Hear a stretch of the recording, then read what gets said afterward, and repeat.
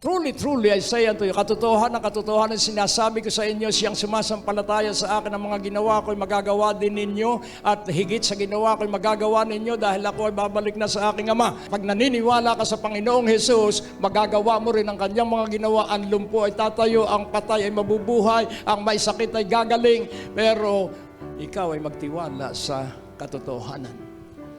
Amen. Lumalakad lang si Pedro at ang anino niya na dumadaan sa mga may sakit na nakahilera sa lansangan ay gumagaling. Pwede bang mangyari yon? Kung kailangang mangyari yon, pangyayarihin yun ng Diyos. At ikaw ang gagamitin kung ikaw ay magtitiwala at maniniwala sa kapuspusan ng banal na Espiritu, lagi kang lumakad. Ikaw ay gamit ng banal na Espiritu sa malaking mga himala. Ang Diyos ay Diyos ng himala, kaya hindi sa kabutihan natin maghihimala ang Diyos, dahil sa pag-ibig ng Diyos tayo gagamitin para mga kamag-anak natin makakilala sa Diyos.